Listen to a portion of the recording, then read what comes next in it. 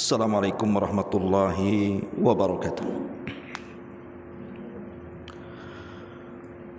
Alhamdulillah wassalatu wassalamu ala Rasulillah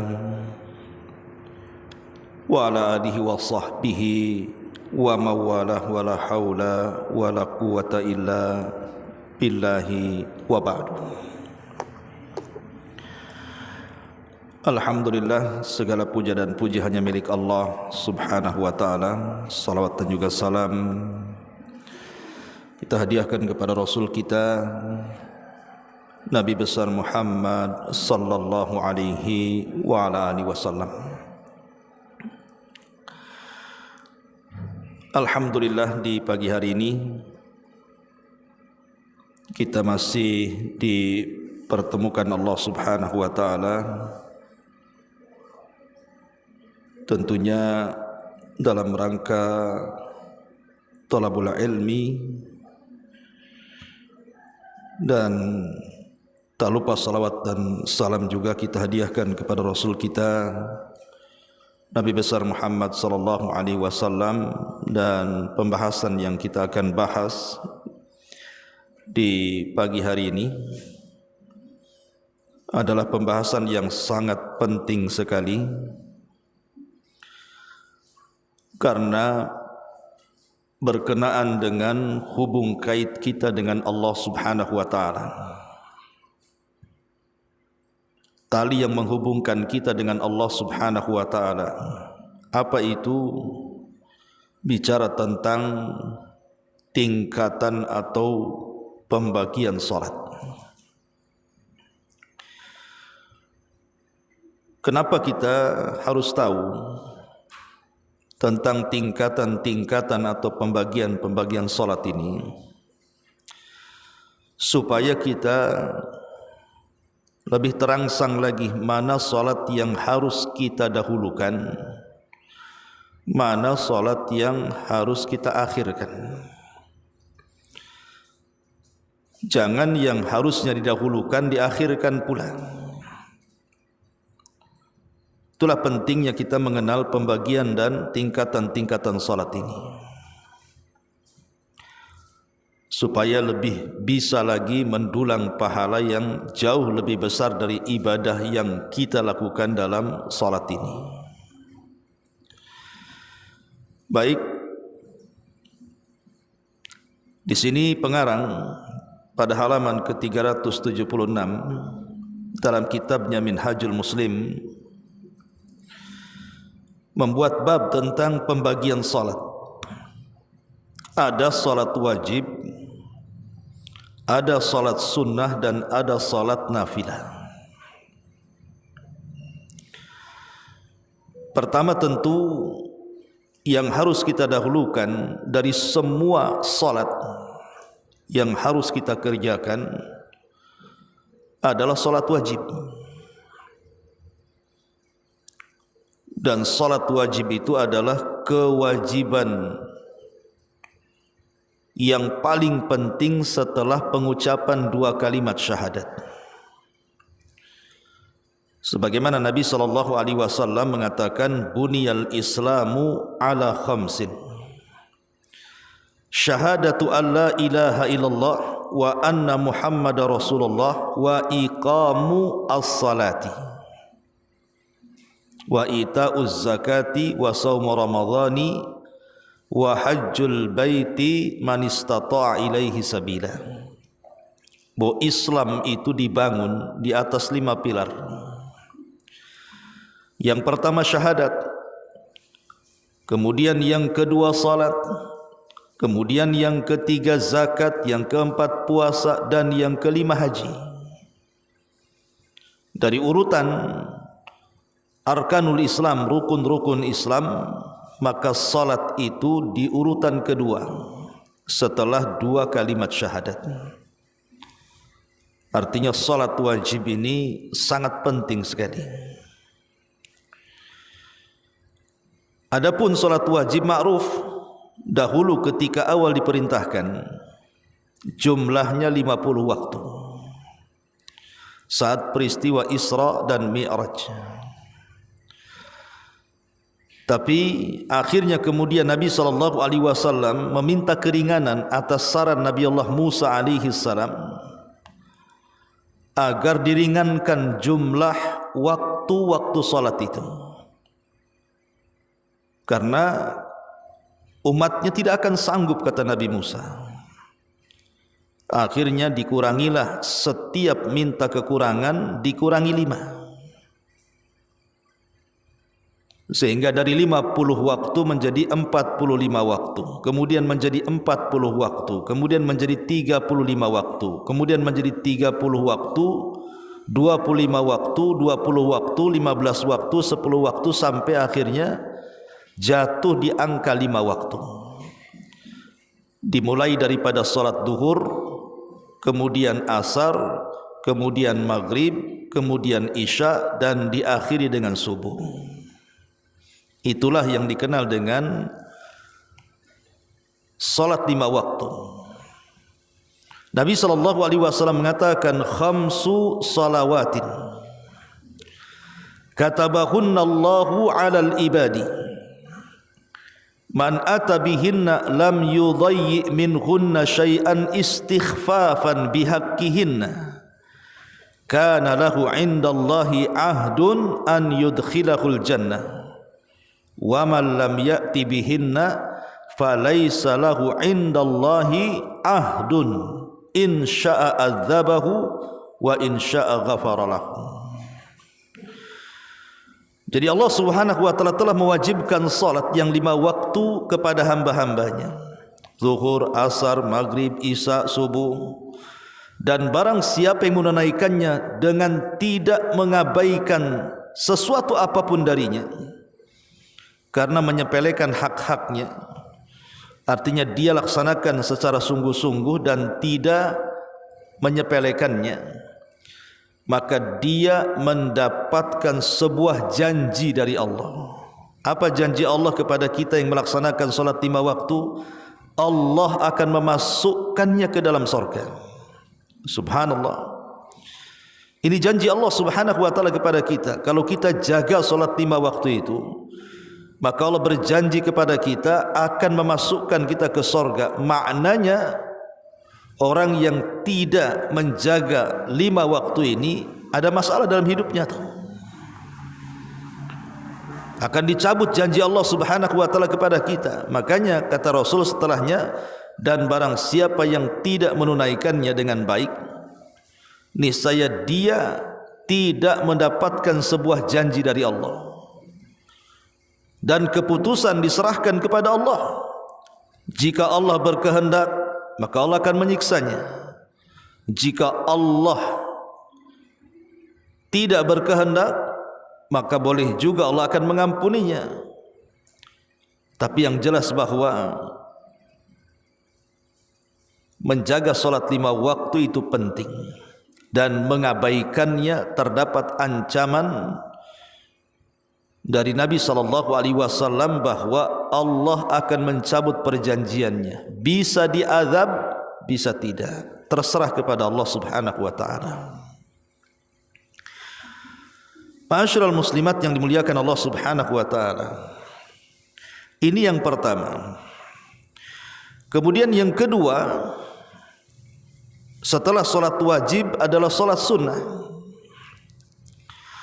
Adapun salat sunnah yang dimaksud di sini adalah salat witir, salat sunnah subuh, salat 2 rakaat hari raya, salat gerhana, salat istisqa, yang semuanya termasuk salat sunnah muakkadah. Kemudian salat tahiyatul masjid, salat rawatib, salat 2 rakaat setelah wudu, salat duha, salat tarawih, salat malam, yang seluruhnya termasuk salat sunnah ghairu muakkadah. Dan yang terakhir tentunya salat nafilah. Yang dimaksud dengan salat nafilah adalah salat sunnah selain sunnah muakkadah dan selain ghairu muakkadah, seperti yang dikenal dengan sebutan salat mutlak. Salat yang tidak berbatas, berapapun dikerjakan silahkan. Seperti salat ketika menunggu khatib saat hendak berkhutbah, di hari Jumat, pamannya ada orang datang ke masjid pagi, kemudian dia solat 2 rakaat salam, 2 rakaat salam, sampai khatib naik mimbar itu tanpa berbatas berapa bilangannya, yang jelas 2 rakaat salam, maka itulah disebut namanya sunnah mutlak. Taib, kita akan bentangkan, kan ini masalah penting Bu ya. Ya. Ma'asyiral muslimat yang dimuliakan Allah Subhanahu wa taala. Kita tahu bahwa seafdal-afdalnya salat adalah salat wajib. Makanya Nabi SAW bersabda dalam hadis qudsi, ketika Allah Subhanahu wa taala berfirman, "Wa ma taqarraba ilayya 'abdi bi syai'in ahabbu ilayya mimma aftaradtu 'alaihi." Tidaklah hamba-hambaku, kata Allah dalam hadis qudsinya, mendekat kepadaku dengan sesuatu yang lebih aku cintai, melebihi hamba itu mengerjakan apa yang telah kuwajibkan kepadanya. Jadi salat wajib itu mendatangkan kecintaan Allah kepada kita. Makanya Imam Nawawi dalam kitabnya Syarah Sahih Muslim mengatakan, wa ma'lumun anna ajral fardi akthar min ajrin nafli. Dan sudah sesuatu yang ma'ruf bahwa pahala orang yang melaksanakan solat wajib itu jauh lebih besar dibandingkan pahala orang yang mengerjakan solat sunnah. Makanya jangan sampai kemudian kita ini salah pilih, lebih mendahulukan solat sunnah dibandingkan solat wajib. Contohnya, ibu malam-malam bangun ingin tahajud, kemudian ibu habiskanlah malam-malam itu dengan witir dan tahajud sampai akhirnya kelelahan, atau boleh jadi kemudian datang kantuk di akhirnya, atau boleh jadi sampai tidur, naudzubillah, akhirnya melalaikan solat subuhnya. Ketika dia tahajud khusyuknya luar biasa, ketika datang subuh malas-malas dia mengerjakannya. Atau terkadang karena ngantuk, karena semalaman dia habiskan untuk qiyamul lail, tahu-tahu ketika subuhnya bablas pula dia. Lah ini kan memadaratkan solat wajib Bu, namanya Bu ya. Solat sunnah itu tidak lebih besar pahalanya dibandingkan solat subuh, karena subuh itu wajib. Mendingan kita tidak melaksanakan tahajud daripada kemudian melalaikan subuh kalau begitu. Tapi kalau kita bisa dua-duanya, solat malam juga kita mantap, solat subuh juga boleh mantap juga, nah itu bagus kan begitu. Tapi jangan sampai kemudian sunnah itu lebih dahulukan dibandingkan yang wajib, rugi, luput padanya kebaikan yang banyak. Ma'asyiral muslimat yang dimuliakan Allah Subhanahu wa taala. Kemudian kita harus paham Bu, beberapa perbedaan antara solat wajib dan solat sunnah itu apa. Kita harus paham bedanya solat wajib dan solat sunnah. Pertama, ya, solat sunnah itu boleh dilakukan di atas kendaraan, tapi kalau solat wajib itu tidak boleh dilakukan di atas kendaraan. Kemarin saya ngisi pengajian di ibu-ibu juga di Batam Center itu. Ada yang bertanya begini, Ustaz, anak saya ini kerja di luar negeri. Terkadang solat asarnya itu karena jauh tempat kerjanya, terpaksa dia solat di atas kendaraan, di atas bus yang mengantarkan ke tempat kerjanya. Dan itu setiap hari. Jadi saya tanya Bu, apa tidak ada jeda pamannya setelah asar mendekati maghrib gitu kan, ada waktu entah sejam turun dari kereta kemudian solat wajib? Dia bilang enggak ada, karena bus itu kalau sudah sampai ke tempat kerja memang pas waktunya jam 5 sampai jam 5 masuk. Sehingga yang bisa dilakukan adalah solat asar di atas kendaraan. Kemudian saya katakan, bagaimana dengan solat duhur? Dia mengatakan kalau solat duhur bisalah dia lakukan di tempat kediaman dia yang memang disediakan oleh perusahaan. Maka saya katakan sebaiknya jangan dilakukan seperti itu. Tetapi kalau memang itu sifatnya darurat, maka lakukanlah solat asar dijamak dengan zuhur. Kenapa demikian? Karena solat wajib itu tidak boleh dilakukan di atas kendaraan kecuali darurat, di atas pesawat. Kan nggak mungkin ibu turun. Ya, gimana turunnya pula kan? Ya, nunggu landing lah di bandara. Maka sebaiknya kemudian dijamak zuhur dengan asar. Ya. Selama dia kerja di situ, tapi kalau sudah bekerja di tempat lain yang normal, maka tidak boleh lagi melakukan jamak, karena jamak itu dilakukan sekali-kali saja. Kecuali ada hajat yang mendesak untuk dilakukan solat jamak. Intinya bahwa solat di atas kendaraan itu hanya boleh dilakukan dalam solat sunnah saja. Solat wajib tidak boleh. Ini yang pertama. Yang kedua, solat sunnah itu boleh dilakukan dengan duduk walaupun dia sanggup berdiri. Tapi kalau solat wajib tidak boleh, Bu. Solat wajib itu harus dipaksakan berdiri dulu, karena berdiri dalam solat wajib itu rukun hukumnya. Tapi dalam solat sunnah tidak rukun. Makanya boleh duduk. Cuman dalam solat sunnah, kalau seandainya seseorang itu mampu berdiri kemudian duduk, tetap sah solatnya, tapi pahalanya dapat separuh. Pahala orang yang solat duduk dalam solat sunnah, sementara dia bisa melaksanakan dengan berdiri, maka sah solatnya, tapi pahalanya separuh daripada pahala orang yang solat berdiri. Itu dalam bab solat sunnah. Tapi kalau solat wajib, bukan mengurangi pahala, batal solatnya kalau dia sanggup berdiri kemudian duduk.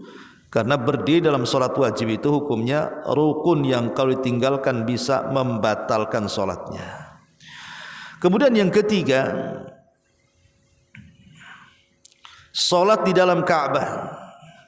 Solat di dalam Ka'bah. Kan Ka'bah itu kan ada ruangannya, Bu, ada pintunya. Orang bisa masuk ke dalam Ka'bah. Kalau solat di dalam Ka'bah itu solat sunnah, boleh, karena Rasul pernah solat di dalam Ka'bah. Tetapi tidak berlaku pada solat wajib. Solat wajib harus di luar Ka'bah dan dihadapkan ke Ka'bah. Ini juga diantara perkara yang membedakan solat sunnah dan wajib. Kemudian yang keempat, solat jamaah. Solat jamaah itu sebagian para ulama dalam solat wajib itu hukumnya wajib. Jadi solat jamaah itu wajib fil fardhi, pada solat wajib bagi sebagian kalangan ulama tentunya, tetapi menjadi sunnah bagi solat sunnah. Contoh mamanya qiyamul lail di waktu Ramadan, kan jamaah juga, Bu, tetapi tidak diwajibkan, pahalanya hanya pahala sedekah saja. Kalau seandainya solat di rumah pun tidak ada masalah tarawih itu. Tapi kalau solat wajib ada khilaf ulama, ada yang mengatakan wajib, ada yang mengatakan sunnah muakkad. Ya, bukan hanya sunnah saja, muakkad di situ. Kemudian yang kelima, solat sunnah itu boleh dilakukan di luar waktu karena sebuah darurat, Bu. Salat sunnah itu boleh dikerjakan di luar waktunya, lid darurati, karena sebuah darurat. Seperti Nabi pernah melaksanakan 2 rakaat ba'da zuhur setelah asar, karena disibukkan dengan tamu, dia tidak sempat melaksanakan ba'diyah zuhur sampai ketika sibuk dengan tamu sampai asar, maka Rasul salat asar. Kemudian setelah salat asar baru Rasul melaksanakan ba'diyah zuhur. Itu kan salat ba'diyah zuhur di luar waktu kan, bukan kan habis asar masalahnya. Dan itu boleh gitu ya. Tapi kalau solat wajib ya tidak boleh. Solat wajib itu kata Nabi, Allah Subhanahu wa taala berfirman, "Inna salata 'alal mu'minina kitaban mauquta." Salat itu bagi seorang mukmin itu ada waktu-waktu yang ditentukan. Duhur jam berapa sampai ke jam berapa, asar jam berapa sampai ke jam berapa, begitu juga maghrib, isya dan subuh. Jadi sudah ada ketentuan waktunya, tidak boleh dilakukan di luar waktu. Umpamanya ibu salat asar, datang salat asar ada tamu, ya, karena sibuk melayani tamu, nanti ajalah habis maghrib, nggak boleh, ya. Ini yang kelima. Kemudian yang keenam, ketika safar ada beberapa solat sunnah itu tidak disunahkan untuk dilakukan. Jadi ibu ketika safar ada solat-solat sunnah itu tidak disunahkan untuk dilakukan, seperti rawatib. Rawatib itu hanya dilakukan ketika ibu mukim. Tapi ketika ibu safar tidak disunahkan solat rawatib kecuali satu, qabliyah subuh atau 2 rakaat subuh, 2 rakaat fajar. Selainnya tidak disunahkan untuk dikerjakan, karena Rasul tidak pernah melaksanakan rawatib ketika safar. Beda dengan solat wajib. Kalau solat wajib itu ya harus dikerjakan. Ibu mau mukim, mau safar, mau sakit, mau sehat, mau di daratan, mau di lautan, tidak ada uzur, wajibnya mutlak, ya. Nah, ini juga yang keenam. Kemudian yang kelima, dari segi bilangan waktu, di mana solat wajib itu jelas gitu ya waktunya dan jelas jumlahnya. Ya hanya ada 5, nggak ada lagi. Duhur, asar, maghrib, isya, subuh. Nah, itu aja solat wajib. Dia cuman diikat dengan 5 waktu saja. Beda dengan nafilah. Nafilah itu banyak, macam-macam nafilah, macam-macam sunnah. Bahkan solat sunnah mutlak itu tidak terbatas jumlahnya. Nah, ini juga yang ketujuh. Yang kedelapan, dalam solat sunnah itu boleh menggabungkan niat bu. Umpamanya ibu masuk ke masjid nih, yang namanya masuk ke masjid itu kan ada namanya solat sunnah wudu, ada tahiyatul masjid, ada mungkin qabliyah atau ba'diyah gitu ya. Maka kita bisa menggabungkan semua solat sunnah dengan satu niat,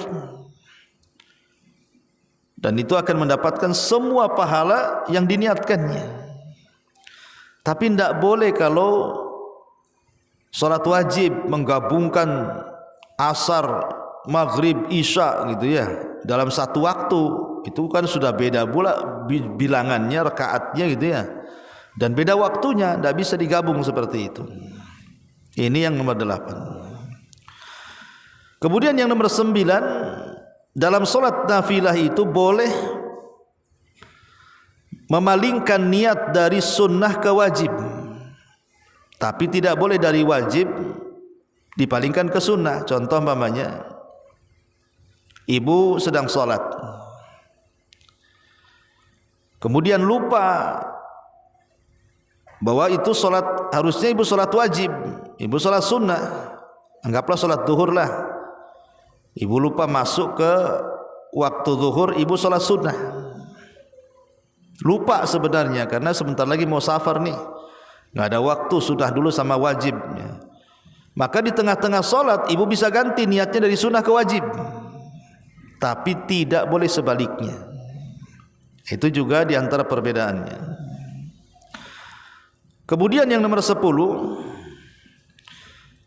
seafdol-afdolnya solat sunnah itu di rumah, tetapi sebaliknya seafdol-afdolnya solat wajib bagi laki-laki itu di masjid. Tapi bagi laki-laki afdolnya solat sunnah itu di rumah. Kenapa alasannya?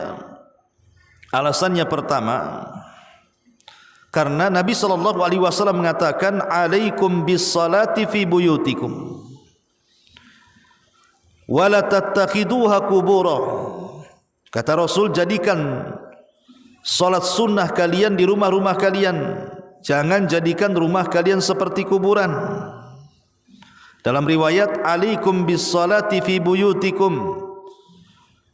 Saya anjurkan kepada kalian untuk salat di rumah kalian. Fa inna khairas salatil mar'i fi baitihi illa al-maktubah. Karena sebaik-baik salat seseorang di rumahnya itu jauh lebih afdal kecuali salat wajib bagi laki-laki, ya tentu di masjid. Menunjukkan bahwa dengan melaksanakan atau memperbanyak salat sunnah di rumah itu, maka kita sedang memakmurkan rumah. Jangan sampai rumah itu dihuni oleh jin dan setan. Makanya dibuat salat supaya jin-jin dan setan itu kabur dari rumah. Kemudian juga ada hadis yang mengatakan fadlu salatil jama'ati ala salatir rajuli wahdah 25 darajatan. Wa fadlu salati tatawwu fil baiti ala fi'liha fil masjid ka fadli salatil jama'ati alal munfaridi. Keutamaan salat jamaah atas salat sendirian sama dengan 25 tingkatan. Adapun keutamaan salat sunnah di rumahnya dengan salat sunnah di masjid sama hukumnya dengan keutamaan salat jamaah dengan salat sendirian. Dari sini kita tahu bahwa salat sunnah itu lebih afdal mau laki-laki mau perempuan dilakukan di masjid. Dilakukan di rumah. Tetapi bagi salat wajib bagi laki-laki lebih afdal dilakukan di masjid. Ini yang ke-10. Kemudian yang ke-11, fil waqtil manhi anhu taqdi salawatil fardi wa amman nawafil fala. Kan dalam satu hari satu malam itu bukan ada waktu-waktu larangan kan Bu? Seperti waktu larangan itu waktu larangan salat ya. Saat habis subuh matahari terbit meninggi di atas kepala dan saat hendak tenggelamnya matahari ke arah barat. Itu disebut waktu-waktu larangan Bu. Nah, salat sunnah tidak boleh dilakukan di waktu-waktu larangan. Walaupun menjadi khilaf kecuali salat yang datul asbab, yang punya sebab saja. Seperti orang melaksanakan tahiyatul masjid boleh karena ada sebabnya, sebab masuk masjid. Atau salat jenazah karena ada sebabnya, sebab kematian dan begitu seterusnya. Tapi salat sunnah yang lainnya yang tidak memiliki sebab tidak boleh dilakukan di waktu-waktu larangan. Berbeda dengan salat wajib boleh. Pamannya orang ketiduran, orang sudah selesai salat subuh, kita belum salat subuh, ya salat subuh lah walaupun di waktu larangan. Nah itu yang ke-11. Yang ke-12 tentang zikir setelah salat. Ucapan tasbih yang kita kenal ya, tasbih, tahmid, takbir, wirid lah bahasa kitanya ya. Wirid itu disyariatkan setelah salat wajib. Pokoknya ibu kalau setelah salat wajib, di situ ada wirid, istighfar 3 kali, Allah mantas salam, kemudian tasbih, takbir, tahmid, gitu ya. Berbeda dengan salat sunnah, setelah salat sunnah tidak ada wirid. Kalau doa boleh gitu ya, tapi tidak ada wirid seperti wiridnya salat wajib. Nah, ini juga diantara pembedanya. Kemudian juga yang nomor 13, al-faraid wa in qallat ahab ila Allah wa a'dhamu ajran minan nawafil wa in kathurat. Salat wajib itu walaupun tak banyak, zuhur, asar, maghrib, isya, subuh, tetapi pahala yang didapati orang yang menjaga salat wajib jauh lebih besar dibandingkan pahala orang yang mengerjakan salat sunnah walaupun banyak rakaatnya. Ini yang ke-13. Yang ke-14, salat sunnah bisa diputus di tengah jalan Bu. Seperti kan kisahnya Juraij, seorang abid Bani Israel. Dia sedang salat, dipanggil ibunya, padahal salatnya salat sunnah. tidak mau dia dibatalkan, malah tetap sholat, marah ibunya, akhirnya dikutuk dengan doa buruk. Doa ibunya menjadi sebuah kenyataan. Kenapa? Karena sholat sunnah itu bisa diputus di tengah jalan. Contoh hadis Nabi SAW mengatakan, idza uqimatis salatu fala salata illal maktubah. Apabila qomat sudah dikumandangkan, tidak ada solat kecuali wajib. Maknanya ketika ibu solat sunnah, tiba-tiba muadzin qomat, batalkan solat sunnahnya, langsung menuju yang wajib. Tapi kalau solat wajib tidak boleh dibatalkan di tengah jalan. Ya, itu juga diantara perbedaannya. Yang ke-14, yang ke-15, solat sunnah itu boleh tidak menghadap kiblat, Bu. Boleh tidak menghadap kiblat saat ibu berkendaraan.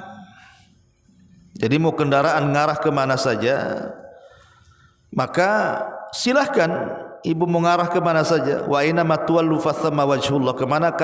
Kemanapun kau arahkan wajahmu, ya kesitulah wajah Allah Azza wa Jalla. Tapi kalau solat wajib tidak, namanya ibu safar di hotel mana gitu ya, maka ibu harus tanya mana arah kiblatnya. Ya, kalau memang tidak ada tanda kiblat di kamarnya, tanya ke kantornya. Kalau tidak ada, tanya ke pejalan kakinya.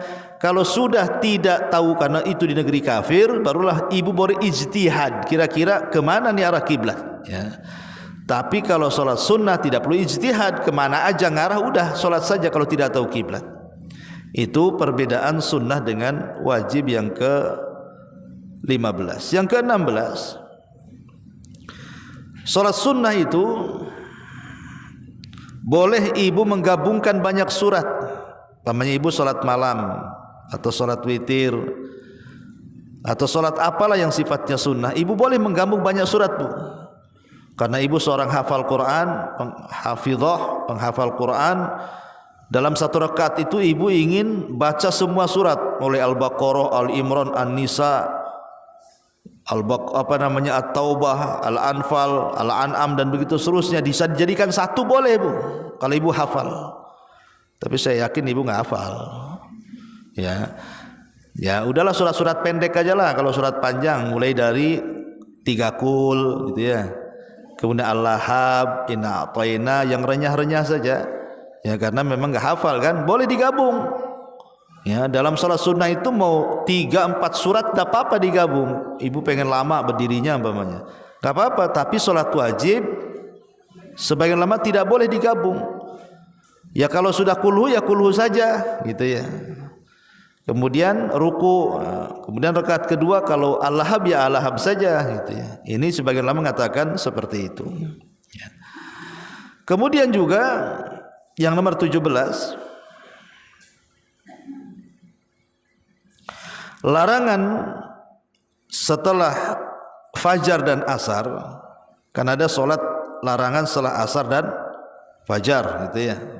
Itu hanya berlaku di solat sunnah, bukan berlaku di solat wajib yang luput belum dikerjakan. Dan tadi sudah saya jelaskan.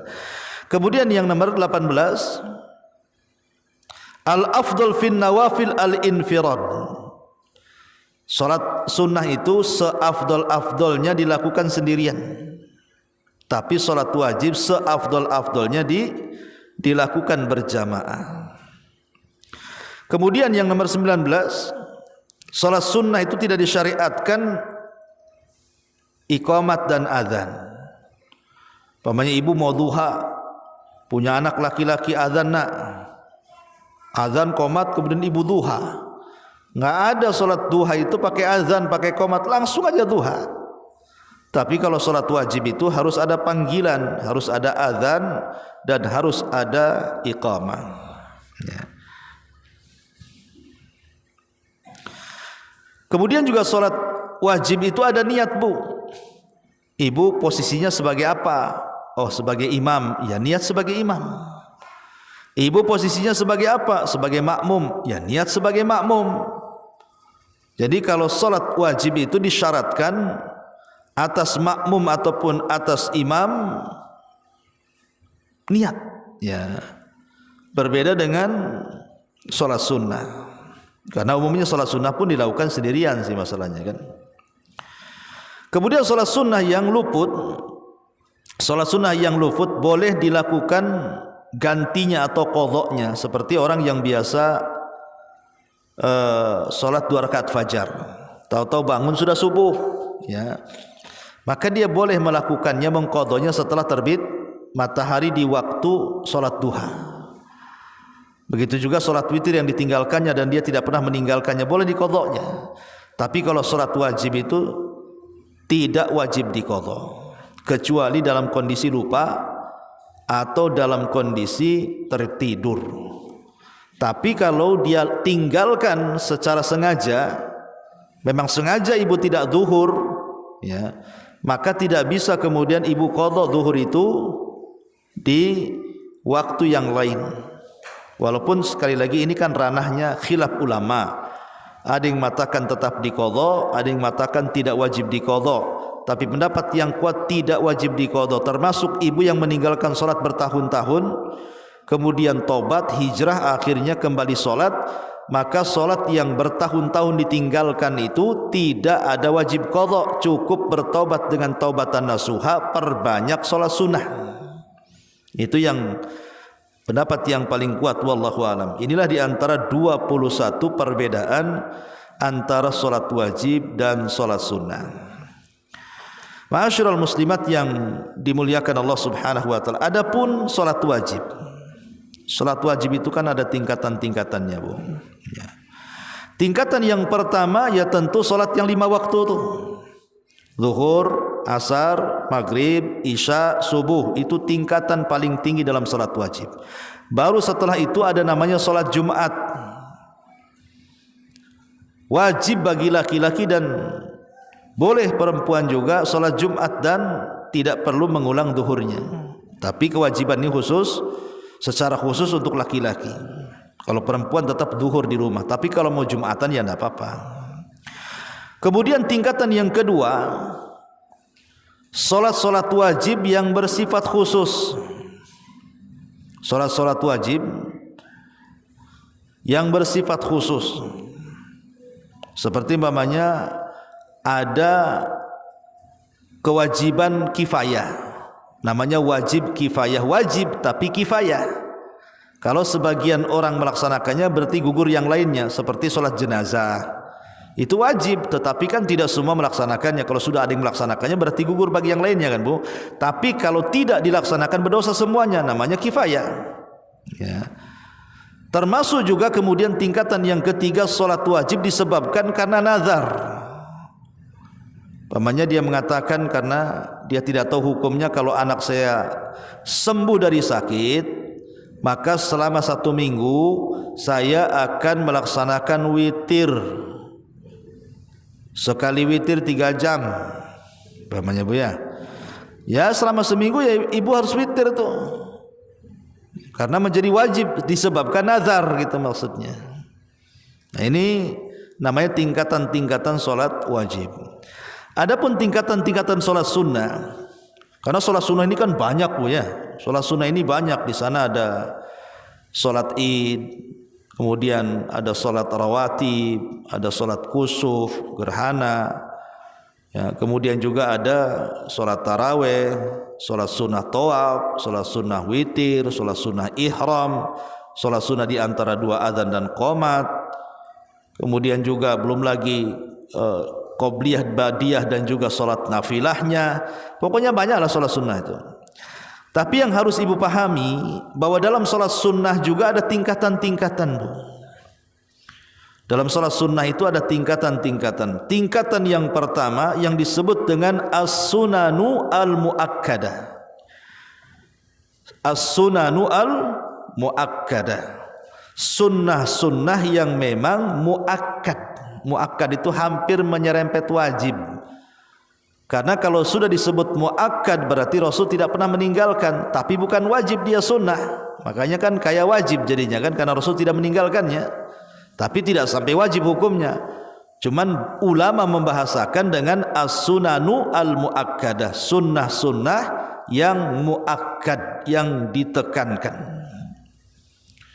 Lah sunnah-sunnah yang ditekankan itu seperti apa contohnya? 2 rakaat sebelum salat fajar, atau dengan kata lain salat sunnah fajar. Hadisnya Rasul mengatakan raqatal fajri khairun minad dunya wa ma fiha. 2 rakaat fajar itu lebih baik daripada dunia dan isinya. Subhanallah. Siapa yang tidak ingin dunia dan isinya? Tapi 2 rakaat fajar jauh lebih baik lagi. Tapi kebanyakan kalau seandainya ibu saya beri 2 pilihan. Ibu melaksanakan 2 rakaat fajar dengan saya kasih uang supaya jangan dilakukan 100 juta. Ibu jangan sholat fajar ya besok, saya kasih 100 juta. Ibu milih mana, Bu? 100 juta lah, Ustaz. Oke. 100 juta itu kalau untuk beli kangkung itu nggak muat itu kulkasnya. Jadi terkadang kita ini kan tergiur dengan perkara-perkara dunia kan. Padahal Rasul mengatakan 2 rakaat fajar lebih baik dibandingkan dunia dan isinya lagi. Tapi kita lebih memilih dunia dan isinya dibandingkan sholat fajar. Ini sholat sunnah muakkadah. Yang kedua 4 rakaat sebelum zuhur. 4 rakaat sebelum zuhur. Berdasarkan hadis Aisyah radhiyallahu anha, anna Nabiy sallallahu alaihi wasallam kana la yada'u arba'an qabla zuhri. Aisyah mengatakan Rasul tidak pernah meninggalkan 4 rakaat sebelum zuhur. Kemudian yang ketiga rakaatani ba'da zuhri. 2 rakaat setelah zuhur lagi. Jadi 4 rakaat sebelum dan 2 rakaat setelah. Karena Rasul mengatakan man shalla 4 rakaatin qabla dhuhri wa 4 ba'daha harramahullahu 'alan nar.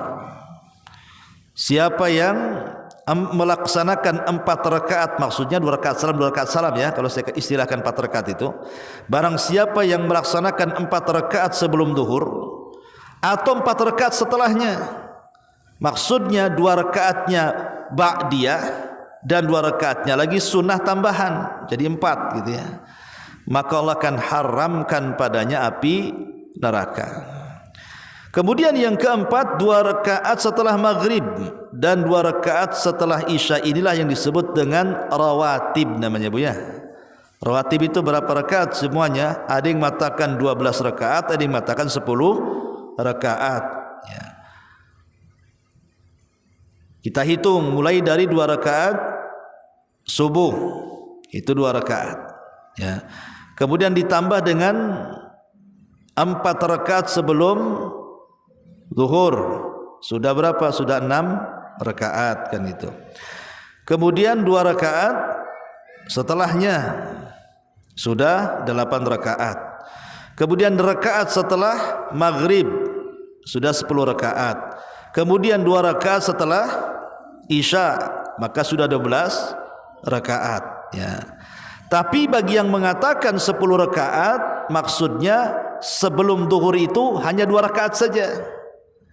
Kemudian setelah zuhurnya 2 rakaat, jadi jumlahnya 10. Tapi bagi yang mengatakan 12 rakaat, maka dimasukkan yang 4 rakaat sebelum zuhur itu.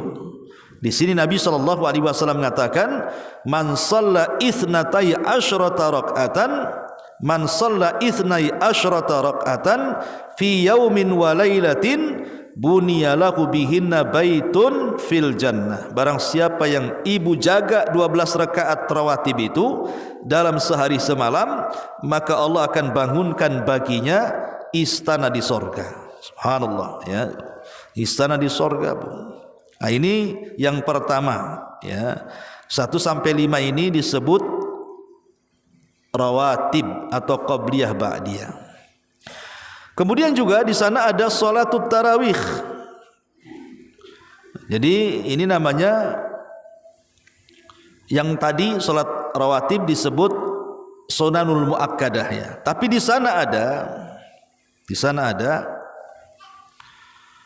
salat-salat sunnah selain daripada rawatib. Salat tarawih contohnya. Salat tarawih ini sunnah muakkadah juga bagi laki-laki dan perempuan. Karena Rasul tidak pernah meninggalkan tarawih loh ya. Dan para khulafaur rasyidin juga tidak pernah meninggalkan tarawih. Bahkan para ulama, bahkan Nabi SAW mengatakan disebutkan dalam hadis itu, anna Nabiya sallallahu alaihi wasallam shallaha jama'atan fi Ramadan fi layali tsalits wal khamis was sabi wa ishrin thumma lam yutabi khasyata an tufrad alal muslimin. Nabi pernah melaksanakan jemaah salat tarawih itu di bulan Ramadan di malam ketiga, malam kelima, malam ke-27 dan itu Rasul tidak melakukannya karena takut diwajibkan. Tapi setelah Rasul meninggal maka menjadi sebuah rutinitas para sahabat apabila di bulan Ramadan mereka tidak pernah meninggalkan tarawih. Maka ulama menghukumi tarawih ini sunnah muakkadah. Termasuk juga salat sunnah muakkadah adalah salat sunnah khusuf yang ketujuh. Salat sunnah gerhana. Karena Rasul kalau terjadi gerhana tidak pernah meninggalkan salat gerhana namanya. Baik kusuf atau khusuf, baik gerhana matahari atau bulan, dua-duanya sama. Ya. Kemudian yang nomor 8 salat istisqa. Salat istisqa itu juga sunnah muakkadah. Sebenarnya mengatakan dia salat sunnah muakkadah. Inilah contoh-contoh salat sunnah muakkadah. Kemudian yang kedua tingkatan salat sunnah muakkadah ada namanya as-sunanu ghairul muakkadah. Ini tingkatan kedua nih. Lebih rendah daripada yang pertama. Sunnah-sunnah yang bukan sunnah-sunnah muakkad. Seperti contohnya 2 rakaat tambahan dalam ba'diyah zuhur. Kan ba'diyah zuhur itu kan ada rawatib 2 rakaat Bu. Tapi ibu tambah lagi 2 rakaat menjadi 4 rakaat. 2 rakaat salam lah, tambahan itu 2 rakaat dari 4 rakaat itu setelah zuhur, maka itu bukan muakkad tapi ghairu muakkad, bukan muakkad. Termasuk juga 4 rakaat sebelum asar Bu. Kata Nabi SAW, rahimallahu mra'an shalla arba'an qabla al-asri. Semoga Allah merahmati seseorang yang solat 4 rakaat sebelum asar. Maksudnya 2 rakaat salam ya. Itu juga bukan muakkadah. Kemudian yang ketiga 2 rakaat sebelum maghrib. Kata Nabi SAW, sallu rak'ataini qabla al-maghrib. Kemudian di ujung hadis Rasul mengatakan liman sya'a. Salatlah kalian 2 rakaat sebelum maghrib. Tapi di ujung hadis kata Rasul bagi yang mau. Kalau enggak mau ya enggak apa-apa, bagi yang mau ya silahkan gitu ya. Makanya bukan ghairu muakkad di sini. Kemudian salat duha itu bukan muakkad, bukan diharuskan setiap hari gitu. Boleh sekali-kali. Boleh juga dirutinkan tetapi bukan muakkad dia. Dan sebagian para ulama ada juga yang mengatakan sunanun muakkad. Masalah duha ini masalah khilaf sih sebenarnya. Kemudian yang kelima 2 rakaat sebelum isya, itu bukan muakkad juga. Kemudian juga yang terakhir 2 rakaat di antara azan dan qomat. Pokoknya setelah azan sebelum qomat di situ ada salat. Ini yang kedua Bu ya, tingkatan yang kedua. Kemudian ada lagi tingkatan yang ketiga. Ini lebih rendah lagi, namanya zawatul asbab. Solat-solat yang memiliki sebab. Contoh yang pertama tahiyatul masjid, sebab masuk masjid solat. Tapi kalau ibu masuk rumah tidak ada tahiyatul bait ya. Kemudian yang kedua 2 rakaat wudu. Habis wudu ibu melaksanakan 2 rakaat. Kenapa ibu solat 2 rakaat? Karena ada sebab wudu. Itu namanya zawatul asbab namanya. Kemudian 2 rakaat tawaf. Ibu habis tawaf nih, ibu solat di belakang makam Ibrahim. Itu namanya 2 rakaat tawaf, disebabkan tawaf ibu solat 2 rakaat. Kemudian yang keempat solat istikharah. Pamannya ibu ini pemain seseorang lah, jangan ibu mau nikah gitu ya. Laki-lakinya ini ada 2, yang satu ganteng tapi bego gitu ya. Yang satunya tak ganteng pula tapi cerdas gitu. Pilih, bingung nih kan. Istikharah si ganteng aja nggak apa-apa lah bego, yang penting ganteng. Ya.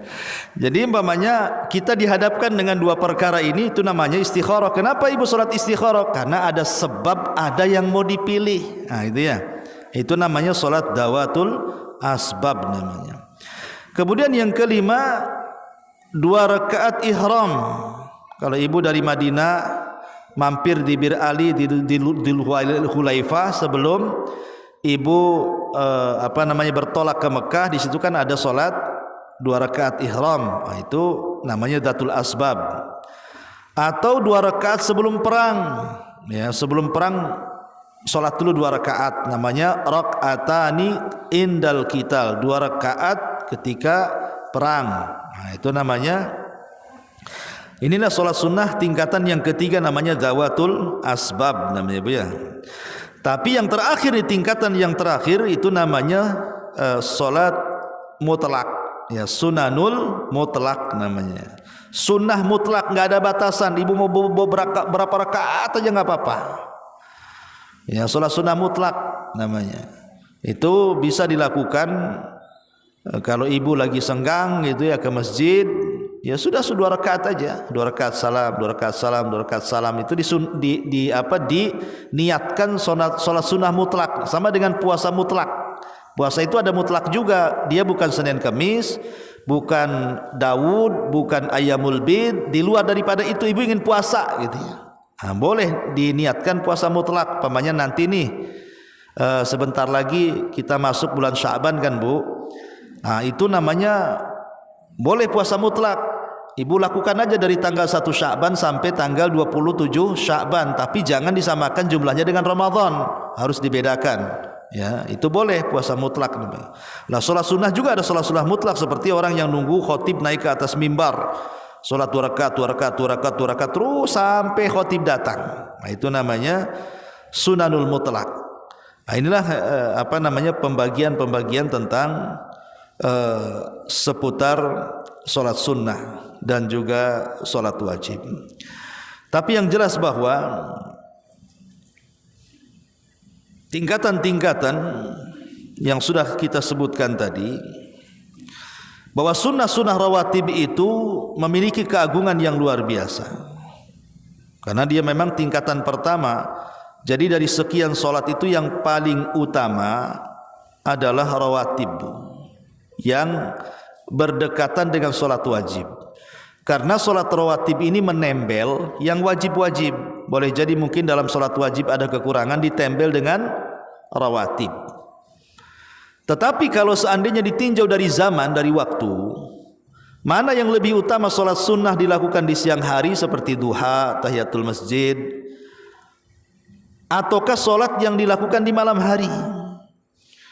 Maka ulama mengatakan bahwa sholat yang dilakukan di malam hari itu lebih baik. Jadi sholat-sholat sunnah yang dilakukan di malam hari itu jauh lebih baik dibandingkan sunnah yang dikerjakan di siang hari. Seperti witir dan tahajud, itu sholat yang paling afdal dibandingkan sholat-sholat sunnah yang dilakukan di siang hari. Bahkan dari 2 sholat ini, witir dan tahajud, tentu yang pertama witir yang paling afdal Bu ya. Padahal sebenarnya Bu, witir itu kan sholat yang paling mudah dari semua sholat. Tidak ada sholat yang lebih mudah dibandingkan witir. Kenapa? Karena boleh 1 rakaat. Ibu lagi malas nih, adalah 1 rakaat dengan inna a'tayna saja ya, boleh. Dan pahalanya besar sholat witir itu. Sholat witir itu besar, bahkan sampai Imam Malik mengatakan orang yang tidak pernah witir itu fasik dia ya. Bahkan sampai mewajibkan gitu di antara ulama, seperti Abu Hanifah kalau nggak salah. Tapi yang jelas bahwa sholat malam itu lebih utama dibandingkan sholat siang, dengan beberapa alasan. Pertama, karena sholat malam itu lebih ikhlas dibandingkan siang. Kemudian yang kedua, lebih bisa mentadaburi bacaan-bacaannya dibandingkan di siang hari.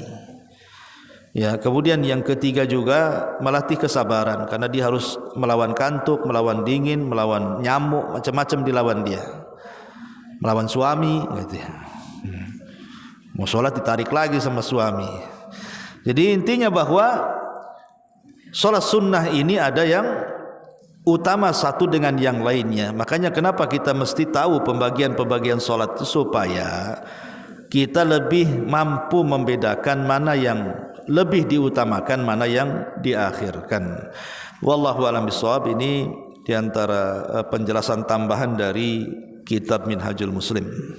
Dan nanti kita akan masuk pada syarat-syarat solat. Ini jauh lebih penting kita bahas lagi. Taib, sampai di sini Bu, kita buat tanya jawab, silahkan.